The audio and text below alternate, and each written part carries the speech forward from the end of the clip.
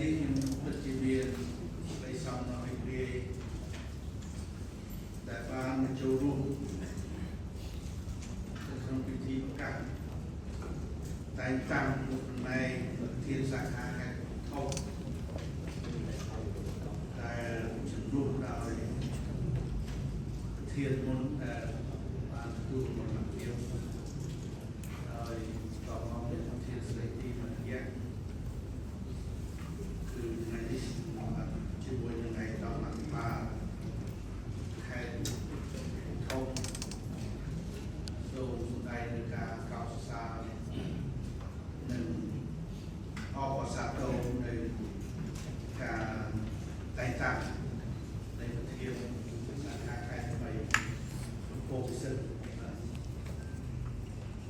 ចឹងថ្ងៃនេះមកផ្ញើ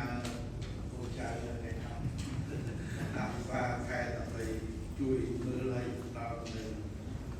អភិបាលនិងកិច្ចសហការដល់អង្គភាពពន្ធដារមួយនេះដែលជាអង្គភាពមួយសម្រាប់ប្រមូលចំណូលថ្នាក់ជាតិផងថ្នាក់ដល់ជាតិផងបាទចឹងថ្ងៃនេះសូមអបអរសាទរមកជាពោធិ៍ពិសិដ្ឋពោធិ៍ពិសិដ្ឋនេះគឺមិនចាប់មកពីណាទេគាត់នៅទូតានេះយូរហើយគាត់ជាលោកប្រធានយុវដ្ឋាននៃចៅពុទ្ធោជុំនៃហេតុការណ៍ការគ្រឹះការនេះគឺមានលក្ខណៈវាតម្លៃច្បាស់លាស់ក្នុងកិច្ចការពុទ្ធាហើយជ្រើសតាំងថ្មីឥឡូវនេះស្ទើរតែជាដល់ពីស្ពាហ៍ហើយវាតម្លៃក្នុងការគឺថាបែបភាពរបស់លោកឯកសិទ្ធិត្រូវបានការជ្រើសតាំងហើយបានស្នើឲ្យដល់បព្វមន្ត្រីតែងតាំងជាធានសាខាប៉ុន្តែខេត្តធំចឹងនៅក្នុង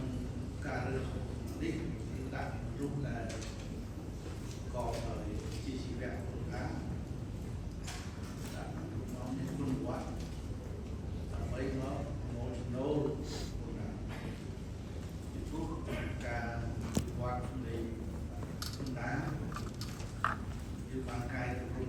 រយៈពេលសវត្សរ៍នេះគឺថាខ្សែពុទ្ធានេះតាមទូរទស្សន៍សំខាន់ប្រៀបធៀប